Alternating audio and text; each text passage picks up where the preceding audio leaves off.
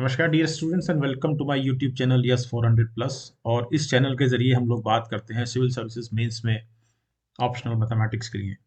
और इस चीज़ पर भी मेरा बहुत फोकस रहता है कि आप सिविल सर्विसेज मेंस में 400 प्लस को सक्सेसफुली किस तरह से अटेम्प्ट कर सकते हैं और अपने सिलेक्शन को इंश्योर कर सकते हैं।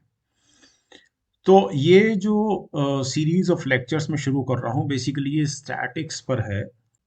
और स्टैटिक्स जो एस एल लोनी ने किताब लिखी है उनके क्वेश्चंस का सोल्यूशन है कंप्लीट। तो ये जो लेक्चर्स की सीरीज़ है बेसिकली ये सिविल सर्विसेज मेंस के लिए, मतलब ऑप्शनल मैथमेटिक्स के लिए, बीएससी मैथमेटिक्स के लिए, सीएसआईआर के लिए और दूसरे एग्जाम्स जिसमें मैथमेटिक्स में स्टैटिक्स और डायनामिक्स के अध्यायों को कवर किया गया है उन सब के लिए ये सीरीज़ है। तो आज हम ऐसे लोनी के चैप्टर 2 की पहली एग्जाम्पल्स के सारे क्वेश्चंस करेंगे। तो डियर स्टूडेंट्स, मैं संजय मोहन भटनागर और चलिए शुरू करते हैं आज की class. So this is our first question from chapter 2, the composition and resolution of forces. So in the following 7 examples, P and Q denote two component forces acting at an angle X and R denotes their resultant. पहले part को देखते हैं. So here we have P equal to 24, Q equal to 7 and X equal to 19. ध्यान रखिए कि ये जो आपके सामने फिगर है इसमें this theta has been replaced by X, मतलब यहाँ पर ओके। चलिए let us do first question. So obviously R square equal to P square plus Q square plus 2pq cos x. So r square is equal to 24 square plus 7 square plus 2 into 24 into 7 and cos 90. Now cos 90 is obviously 0. Correct? So r square is equal to 24 square. So this is 576 and this is 49 and this is obviously 0. So this is 9 से 15, 5 7 12 से 6 r equal to 25. तो इसका पहले का answer हुआ r equal to 25. Let us see now the second question. Same है, यहाँ पर भी x equal to 90 डिग्री है. So let us see now second question. तो सेकेंड क्वेश्चन में x is equal to 90 degree, so cos 90 degree is 0. So in second question we have r square equal to p square plus q square. Now r is 14, so 14 square is 96 and p is 13. 13 square is 169 plus q square, so q square is equal to 196 minus 169. So 6 में से 16 में से 9 गया 7 और 18 में से 16 गया 2. So q equal to 3√3. Simple. So next question. P is equal to 7, Q is equal to 8 and X is equal to 60 degrees. So we have P R square equal to P square plus Q square plus 2PQ cos 60 degree. Correct? We have to find out R.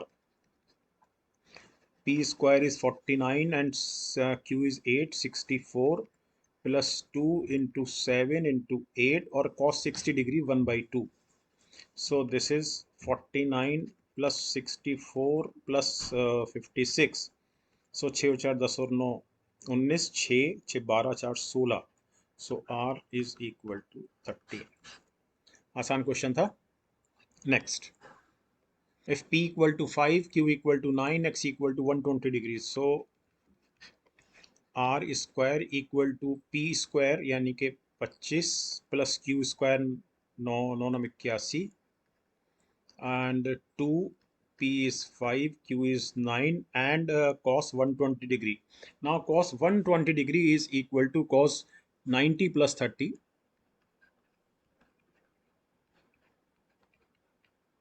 Now cos 90 plus theta 90 plus theta equal to minus sin theta means minus sin 30 degree. So minus 1 upon 2. Simple. So it is 25 plus 81 minus 45. Correct? So this is 106 minus 45. 6 में से 5 गया 1, 10 में से 4 गया 6. So R equal to √61. Next लेते हैं. Now let us see this fifth question. If P equal to 3, Q equal to 5, R equal to 7, find X. So we have R square equal to P square plus Q square plus 2PQ cos X. So we have R square equal to 9 plus 25, 2 into plus 2 into 3 into 5 cos X, correct? So this is 34 and cos X, and R is 7, 30 cos X, correct? So 30 cos X is equal to 15. So cos X equal to 15 upon 30 means half. So obviously cos 60 degrees equal to half. So X equal to 60 degree. Okay, next question. So this is sixth question. So here X is equal to sine inverse 12 upon 13. So when X is equal to sine inverse 12 upon 13 means this angle is X, means here we have sine X equal to 12 upon 13. So this is 12, this is 13, this is definitely 5, correct? So cos X is equal to 5 upon 13. But just think it another way also. It is basically this length base. It is 13 square minus 12 square square root. So obviously it is plus minus 5. Now length cannot be a negative number, but cos x can be a negative. Cos x can be having a negative value. Means here in this case x, the angle x is in second quadrant, है ना? So we have two values of cos x. One is 5 upon 13, second is minus 5 upon 13. So now let's work it out. So find R. So R square is equal to P square, means 169 plus Q square 196. पहले ये value लेते हैं, ये वाली. So इसको मैं 1 लिख देता हूँ. And 2 into 13 into 14, and cos x is 5 upon 13. So this is 9 6 15 और 7 और 9 16 और 365 and 13 कैंसिल 13 तो 14 140, correct?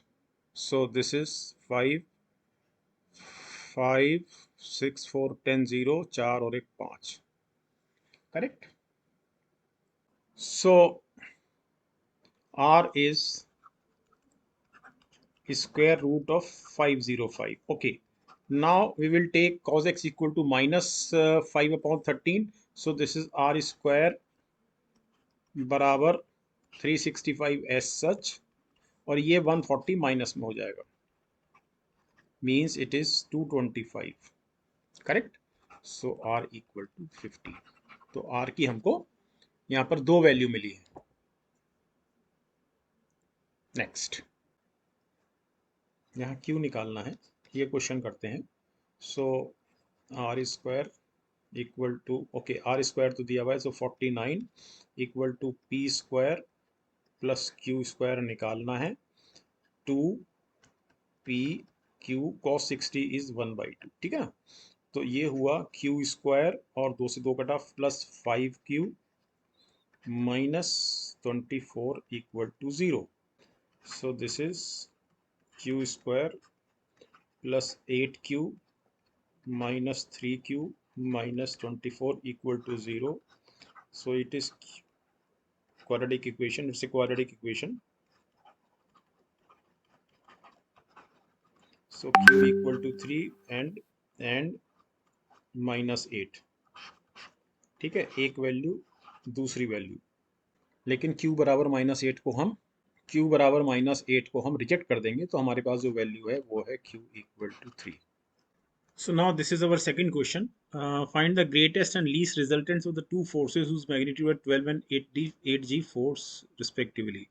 So obviously here R square equal to P square, so P is 12, so 144 plus Q square 64 plus 2 into 12 into 8 cos theta, where theta is the angle between the two forces. अब just try to understand this thing कि cos theta की जो maximum value हो सकती है वो हो सकती है +1, और जो मिनिमम वैल्यू हो सकती है वो हो सकती है -1। तो R square equal to maximum के लिए इसको हम cos थीटा को +1 लेंगे। सो इट इज़ 4 और 4 8 और 14 और 6 20 प्लस 12 दूनी 24, 24 अट्ठे 192। So this is 400, means R equal to 20। Minimum देखते हैं।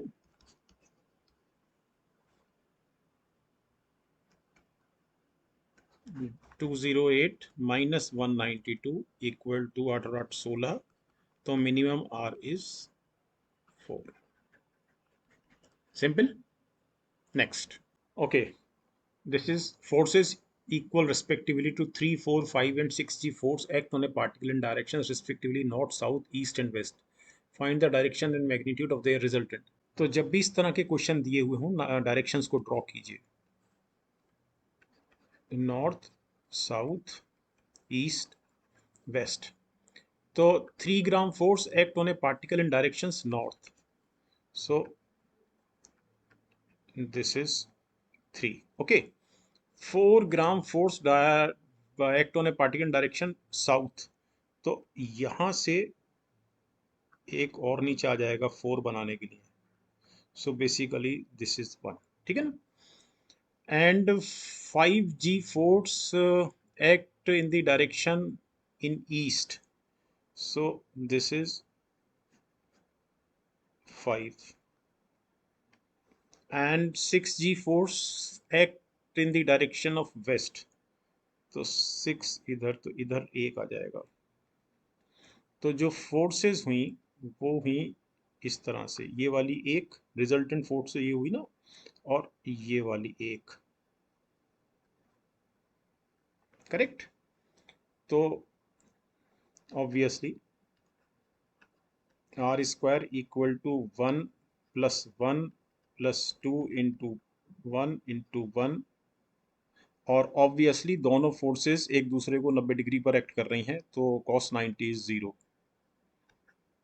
Are square is equal to 2, R बराबर √2। फाइंड द डायरेक्शन, तो मैग्नीट्यूड तो आ गया, डायरेक्शन ऑफ देयर रिजल्टेंट। तो रिजल्टेंट की डायरेक्शन निकालते हैं इस फॉर्मूले से।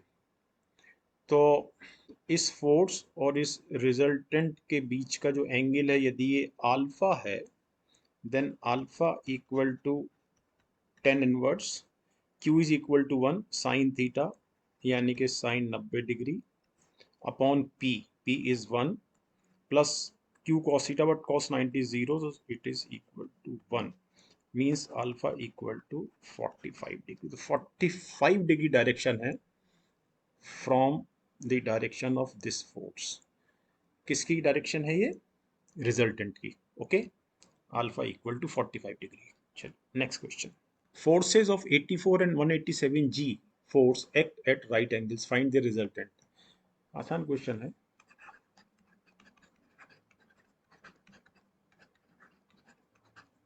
+0, क्योंकि राइट एंगल पे कार्य कर रही हैं, एंड cos 90 डिग्री 0 होता है, तो हमें इसकी वैल्यू वर्कआउट करनी है, 84 स्क्वायर प्लस 187 स्क्वायर। ओके, तो मैं इसको थोड़ा शॉर्टकट से करूँगा, मतलब मैं सीधे गुणा नहीं कर रहा, 84 का स्क्वायर निकाल लेता हूँ। तो मैं इसको 100 माइनस 16 इसका स्क्वायर लिखूँगा, और 187 को 200 माइनस 13 का स्क्वायर। इसलिए है कि मुझे 100 का स्क्वायर पता है, 200 का स्क्वायर पता है, 16 का पता है, 13 का पता है। So it is 10,000, correct, plus 256 minus 3200, ये तो इस वाले का स्क्वायर हो गया, पहले का 100 माइनस 16 का, और इसका हो गया 40,000, 40,000 प्लस 169 माइनस 26 दूनी 13 दूनी 26 दूनी 52. सो दिस इज 50,000 प्लस 9 6 15 6 और 6 12 425 2 और 2 4 8400. सो दिस इज 50,425 माइनस 8,400. सो 25 4 में से 4 गया 0 42. तो r बराबर स्क्वायर रूट ऑफ 420 25. तो 420 25 का स्क्वायर रूट निकालने की कोशिश करते हैं. सो 2 दूनी 4 और ये 20 उतरा नीचे, 2 दूनी 4 तो ऑब्वियसली 0 आएगा, 25 उतरा नीचे और ऑब्वियसली 5. सो r बराबर 205. Simple. Next. Two forces whose magnitudes are P and P root 2 G force act on a particle in direction and inclined at an angle of 135 degree. So resultant square equal to P square P root 2 square plus 2P P root 2 cos 135 degree.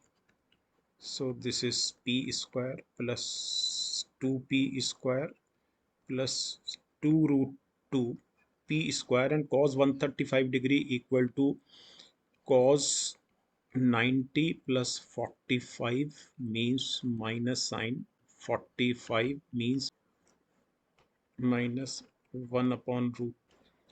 तो minus मैंने यहाँ लगा रखा है 1 upon root 2. Okay. So 3p square minus 2p square equal to p square r equal to p. Simple. और अब direction. सो अगर हमने ये माना कि रिजल्टेंट और फोर्स P के बीच में यदि एंगल अल्फा है, then angle alpha equal to tan inverse Q sin theta, but Q is equal to P root 2.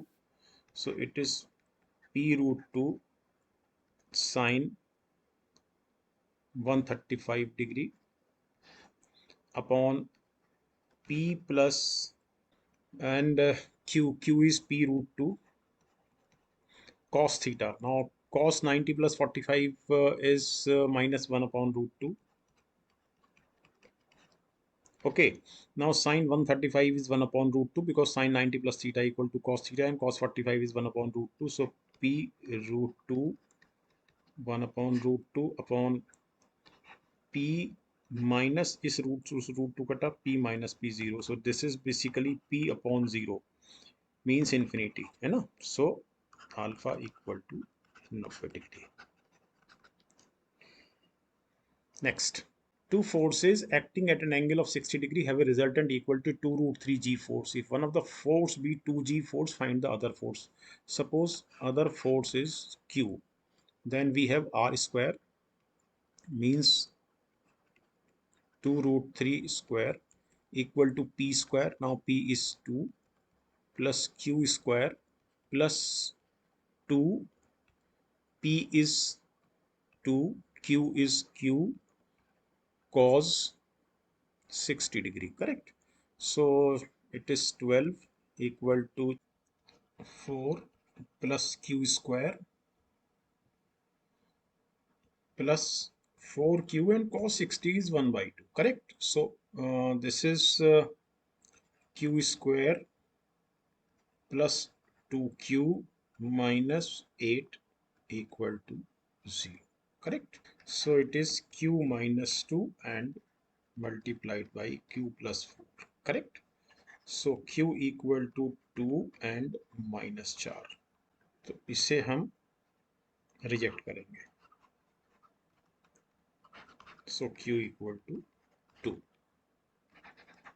Answer. No, this is 7th question. Find the resultant of two forces equal to the weights of 13 and 11g acting at an angle whose tangent is 12 upon 5. Okay, so we have been given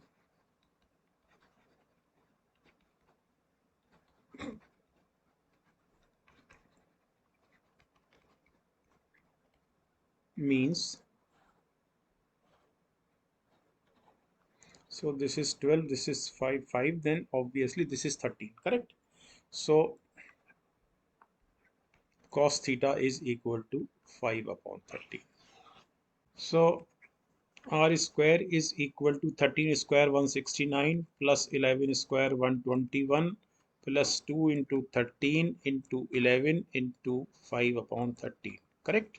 So this is 9 और 1 10 7 और 2 9 290 13 cancel 13 और 110, so it is 400. So r is equal to 20 G. Okay, एक चीज़ ज़रूर ध्यान रखिए कि यहाँ पर हमने अभी 2-3 क्वेश्चन पहले यहाँ -5 भी ले लिया था, क्योंकि आपको ध्यान होगा मैंने ये निकाला था, है ना? तो मेरा आंसर आया था +-5, लेकिन मैं यहाँ पर -5 नहीं लूँगा। बड़ा सिंपल सा कारण ये है क्योंकि टेंजेंट की वैल्यू दी गई है, रिमेंबर। और टेंजेंट नेगेटिव अगर होता तो सेकंड क्वाड्रेंट में होता, लेकिन टेंजेंट की पॉजिटिव वैल्यू दी गई है एक्सक्लूसिवली। इसका मतलब ये है कि टेंजेंट फर्स्ट क्वार्टर में है, फर्स्ट क्वाड्रेंट में है। ओके, तो इसका एक ही आंसर है, R equal to 20G। Find the resultant of two forces equal to the weights of 10 and 19G acting at an angle whose tangent is 4/3। बिल्कुल पहले जैसा सवाल है ये। So we have this angle theta and this is 4, this is 3, this is 5. So cos theta is 3 upon 5। एक ही value लेंगे, plus में cos theta equal to 3 upon 5। So r square equal to 100 plus 81 plus 2 into 10 into 9 into 3 upon 5. So this is 108. So this is 5 दूनी 10 2 दूनी 4 9 36 या 108. So this is 289. So R equal to, okay, simple question. Next question 9. Two equal forces act on a particle. Find the angle between them when the square of the resultant is equal to the 3 times their product. तो two equal forces, तो forces P and P, okay, और resultant is now given that the square of their resultant is equal to 3 times their product means R square. यदि R उनका resultant है, so it is equal to 3P square, correct? अब इसमें हम अपना formula लगाते हैं, तो R square equal to P square plus P square. Find the angle, तो एंगल हमने मान लिया theta, so it is 2PP cos theta, correct? But r square equal to 3p square, so 3p square, so r square equal to 3p square, p square 2p square plus 2p square cos theta, so 3p square equal to 2p square 1 plus cos theta, means 1 plus cos theta equal to 3 upon 2. So cos theta equal to 1 upon 2, but it is obviously 60 degree. So theta equal to 60 degree, answer. Okay, find the magnitude of two forces such that if they act at right angles, their resultant is √10 kg force, otherwise they act at an angle of 60 degree, their resultant is √13 kg force. तो ये दो forces हमने मान ली P and Q, correct? So R square, so R is √10, तो √10 square equal to P square plus Q square. चूंकि ये 90 degree पे काम कर रहे हैं, तो cos 90 डिग्री इज 0। तो पहली इक्वेशन हमारी हुई P square plus Q square equal to 10, correct? दूसरी इक्वेशन पे आते हैं, जब वो 60 डिग्री पे काम करते हैं, देयर रिजल्टेंट इज √13, तो √13 का square 13 equal to P square plus Q square plus 2PQ and cos 60 degree is 1/2, correct? So P square plus Q square plus PQ equal to 13, but P square plus Q square equal to 10, so PQ equal to 3 and P plus Q square equal to 10। तो एक equation हमारे पास ये है और दूसरी equation हमारे पास ये है। तो from here we have Q equal to 3 upon P। वैसे तो बहुत सरल है, ये P बराबर 3 और Q बराबर 1 है ऑब्वियसली, या Q बराबर 1 और P बराबर Q बराबर 3 और P बराबर 1, but let solve it, because 3 3 और 1 10 और 3 एकम 3, ठीक है ना। लेकिन सॉल्व करते हैं। So it is P square and Q square is 9 upon P square equal to 10. Okay, so p raised to power 4 minus 10p square plus 9 equal to 0 means अब ये क्वाड्रेटिक है p स्क्वायर में। Okay, p square में quadratic है ये। So it is p square minus 9 p square minus 1 equal to 0। तो p बराबर 9 means p बराबर 3, p स्क्वायर बराबर 1 मीन्स p बराबर 1। तो जब p बराबर 3 तो q बराबर 1, जब p बराबर 1 तो q बराबर 3। Simple. Next. So this is our 11th question. Find the angle between two equal forces p when their resultant is equal to p। तो हमने माना कि दोनों के बीच में जो एंगल है वो थीटा है। Then we have for this we have p square equal to p square plus p square plus 2pp cos theta. Simple, simple. So this is p square plus 2p square cos theta equal to 0 means p square 1 plus 2 cos theta equal to 0 means 1 plus 2 cos theta equal to 0 means cos theta equal to minus half means theta equal to 120 degree. Okay, next लेते हैं ये वाला। तो यहाँ पर resultant p upon 2 है। So p upon 2 whole square equal to p square plus p square 2p square and this is 2p square cos theta. So p square this p square equal to 4 multiply हो गया इधर, तो 4 4 दूनी 8, 8p square 1 plus cos theta, correct, means 1 plus cos theta equal to 1 upon 8 means cos theta equal to minus 7 upon 8 means theta equal to cos inverse 7 by 8। obviously ये जो angle है, ये वाला जो एंगल है it is between 90 degree and 180 degree. Second quadrant में पड़ रहा है। Okay, next question. At what angle do forces equal to a plus b and a minus b act so that the resultant may be square root of a square plus b square? At what angle? तो हमने माना कि ये जो angle है theta है।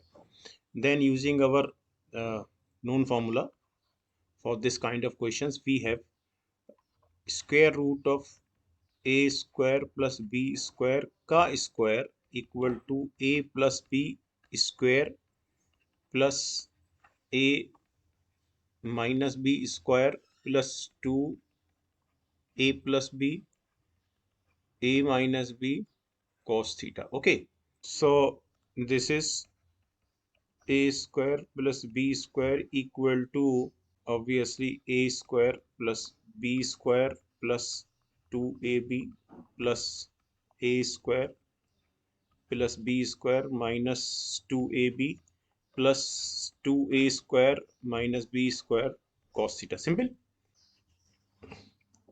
So this is cancelled out by this by this by this. So we have a square plus b square equal to 2b square minus a square cos theta.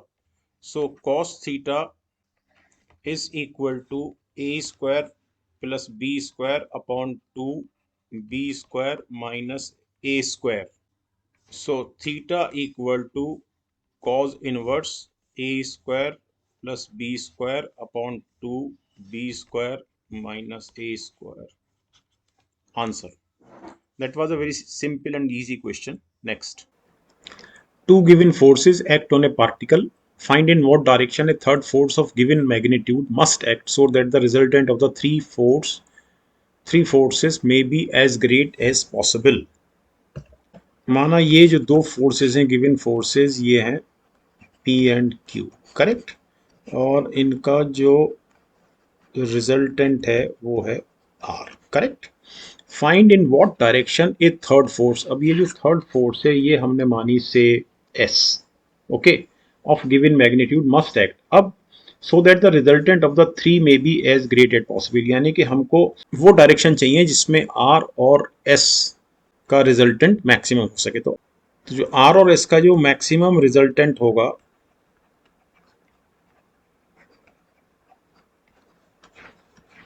वो हर हालत में मैक्सिमम होने के लिए उसी दिशा में काम करेगा जिस दिशा में आर फोर्स काम कर रही है, okay, means force S must act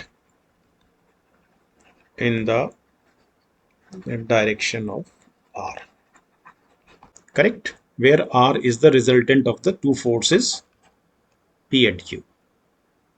Next, if the resultant of two forces acting on a particle be at right angle to one of them, तो resultant यहाँ पर 90 डिग्री बना रहा है एक फोर्स के साथ, and its magnitude is one third of the other, okay, तो देखिए जस्ट ट्राई टू अंडरस्टैंड, पहले इसकी फिगर खींच लेते हैं।